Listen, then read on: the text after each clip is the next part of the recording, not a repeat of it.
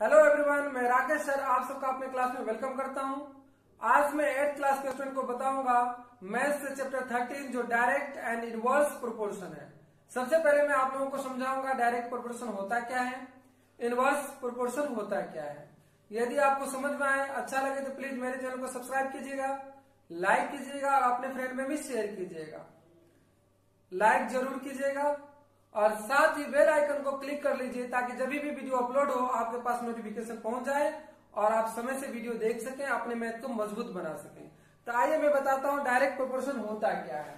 ठीक है, सबसे पहले डायरेक्ट प्रोपोर्शन देखिए। डायरेक्ट प्रोपोर्शन जो है, डायरेक्ट प्रोपोर्शन का हिंदी होता है प्रत्यक्ष अनुपात। प्रत्यक्ष अनुपात दैट मीन्स डायरेक्ट प्रोपोर्शन, प्रत्यक्ष समानुपात। इसमें दो डाटा होता है ना। जब दोनों डाटा इंक्रीज होता है या दोनों डाटा डिक्रीज होता है तो उसे कहते हैं direct proportion. When both datas will increase and both will decrease, then it is called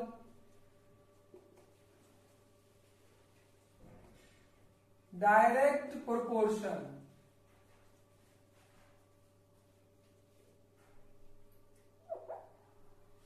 direct proportion का है जब दोनों डाटा इंक्रीज हो या दोनों डिक्रीज हो तो उसे हम कहते हैं डायरेक्ट प्रोपोर्शन। जस्ट लाइक देखिए, मैं एक बॉक्स बना के आपको दिखाता हूं, एक टेबल बना के दिखाता हूं। सपोज दैट आप कोई नोटबुक खरीद रहे हैं, ठीक है ना। कॉस्ट ऑफ नोटबुक और नंबर ऑफ नोटबुक, ठीक है, number of notebook. Suppose that आपका एक नोटबुक 20 रुपीज में मिलता है, ठीक है ना। एक नोटबुक का जो कॉस्ट है 20 रुपीज है और आप एक खरीदते हैं। तो सपोज दैट अगर आप दो नोटबुक ले तो कितना खर्च करना पड़ेगा आपको, 40 रुपीज। 2 टाइम्स अगर आप 3 ले तो 60 रुपीज। अगर आप उसी तरह 4 ले 80 रुपीज, 5 ले तो 100 रुपीज, सो ऑन। इसी तरह अगर आप नंबर ऑफ नोटबुक बढ़ाते जाएंगे तो कॉस्ट ऑफ नोटबुक भी बढ़ता चला जाएगा, दोनों इंक्रीज हो जाएगा। उसी तरह सपोज दैट अगर आप जो है कॉस्ट ले लिया हमने और नंबर ऑफ नोटबुक ले लिया, ठीक है, ये दो चीज ले लिया। तो सपोज दैट अगर 100 रुपया में आपको 5 नोटबुक मिल जाते हैं, तो इस तरह अगर आपको 4 नोटबुक खरीदने हो, 3 खरीदने हो, 2 खरीदने हो या 1 खरीदने हो, तो क्या इसका प्राइस जो है इंक्रीज होगा या डिक्रीज होगा? ऑब्वियसली जब नोटबुक का नंबर आप कम करेंगे तो प्राइस भी कम होता जाएगा, है ना, डिक्रीज होता जाएगा।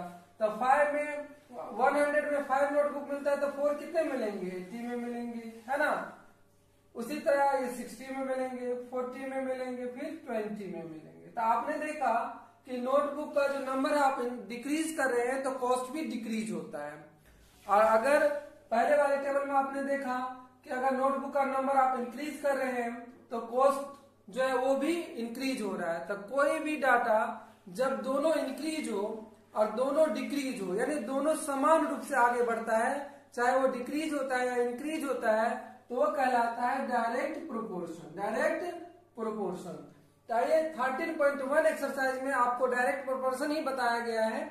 तो डायरेक्ट प्रोपोर्शन के बारे में मैंने आपको समझा दिया। आप कुछ क्वेश्चन करके आपको दिखाते हैं और उसके आधार पर आप सारा क्वेश्चन सॉल्व कर सकते हैं। फिर भी कहीं डिफिकल्टी हो तो कमेंट बॉक्स में जरूर लिखिए। नेक्स्ट वीडियो में मैं 13.2 एक्सरसाइज और इनवर्स प्रोपोर्शन के बारे में बताऊंगा, तो उसे भी जरूर देखिएगा। सबसे पहले मैं आपको बता देता हूं डायरेक्ट प्रोपोर्शन में रूल क्या होता है। डायरेक्ट प्रोपोर्शन में जब क्वेश्चन दिया हो और आपको पता चलता है कि डायरेक्ट प्रोपोर्शन है तो इसे कैसे सॉल्व करेंगे। तो डायरेक्ट प्रोपोर्शन को सॉल्व करने का रूल है x1 upon y1 is equal to x2 upon y2। ये रूल है गाइस, ये हमेशा कांस्टेंट रहता है, ये हमेशा बराबर रहता है और इसी फॉर्मूला पर आप सारा क्वेश्चन सॉल्व करेंगे। तो चलिए आप अपने बुक में देखिए, पहला क्वेश्चन कह रहा है following are the car parking charges near railway station up to 4 hours 60, 8 hours का है 100 रुपीज, 12 आवर्स का है 140 रुपीज, 24 आवर्स का है 180 रुपीज। तो पूछा गया है कि क्या ये डायरेक्ट प्रोपोर्शन में है। तो डायरेक्ट प्रोपोर्शन के लिए हमें ये चेक करना है। तो चलिए सबसे पहले एक टेबल बना लेते हैं, है ना। सबसे पहले इसको सॉल्व करने के लिए आपको टेबल बना लेना चाहिए, इसकी सहायता से आप आसानी से इसे सॉल्व कर सकते हैं, ठीक है, इसे आसानी से सॉल्व कर सकते हैं। तो देखिए पहला क्या है, टाइम है और टाइम जो है आवर में है और उसके बाद जो आपका गिवन है वो है फेयर, है ना, रुपीज में है। अब यहां पर देखिए कह रहा है आपका कि 4 आवर्स है, 4 आवर्स, 8 आवर्स, 12 आवर्स एंड आपका है 24 आवर्स। तो 4 आवर्स का है 60 रुपीज, फिर 100 रुपीज, 140 रुपीज एंड 180 रुपीज, ठीक है। 8 देखिए 4 आवर का 60 रुपीज फेयर लगता है, 8 आवर का 100 रुपीज, 12 आवर का 140 रुपीज, 24 आवर का 180 रुपीज। तो कहने का मतलब यह है कि आप देख रहे हैं तो इंक्रीज तो हो रहा है, लेकिन जब ये इंक्रीज हो रहा है तो क्या इंक्रीज समान रूप से हो रहा है। दैट मीन्स आपको चेक करना है कि x1 upon y1 is always x2 upon y2 is equal to x3 upon y3 is equal to x4 upon y4। ये चेक करना है आपको। अगर ये इक्वल आ गया दैट मीन्स ये जो है डायरेक्ट प्रोपोर्शन में है, ओके। तो यहां देखिए अगर आप इसको x लेट कर लें और इसे y लेट कर लें तो आप इसको इस तरह रख सकते हैं, 4 upon 60 is equal to 8 upon 100 is equal to 12 upon 140 is equal to 24 upon 180। अब इसे रेड्यूस कर दीजिए, देखिए इसे रेड्यूस करेंगे ये 15 जा कैंसिल हो जाएगा, इसे रेड्यूस कर दीजिए 4 2 जा और 4 25 जा, इसे रेड्यूस कीजिए तो देखिए ये हो जाएगा 4 3 जा 12, 4 3 जा 12, 4 5 जा, है ना। और यहाँ देखिए 4 6 जा और 4 4 जा 16 और 4 5 जा, ये फिर से कैंसिल हो सकता है, 3 2 जा और 3 15 जा। दैट मीन्स आपको मिला क्या 1 upon 15 is equal to 2 upon 25 is equal to 3 upon 35 is equal to 2 upon 15। क्या आप देखते हैं क्या ये समान रेशियो में है, ये प्रोपोर्शन है। देखिए यहाँ पर आप देख रहे हैं यहाँ 1/15 यहाँ 2/25 है, तो ये प्रोपोर्शन में नहीं है, इक्वल नहीं है गाइस। दैट मीन्स हम लिख देंगे it is not in direct proportion, it is not in direct proportion guys, ये डायरेक्ट प्रोपोर्शन में नहीं है, ये आपका आंसर हो जाएगा। तो इस तरह आप इसे चेक कर सकते हैं। तो पहले क्वेश्चन को आप इसी तरह चेक करके बनाएंगे और लिख देंगे। अगर ये इक्वल हो जाता तो ये डायरेक्ट प्रोपोर्शन में होता, ये इक्वल नहीं है दैट मीन्स ये डायरेक्ट प्रोपोर्शन नहीं है, मतलब ये हमेशा इक्वल आना चाहिए। दैट मीन्स आप कह सकते हैं कि इज इक्वल टू के, है ना, यानी सबको जब आप रेड्यूस करेंगे तो एक ही आंसर आना चाहिए, तब ये डायरेक्ट प्रोपोर्शन हो सकता है। तो आइए मैं आपको नेक्स्ट क्वेश्चन बताता हूँ, ये समझ गए होंगे, अगर समझ गए तो प्लीज जरूर लाइक कीजिए। आइए मैं आगे चलता हूँ।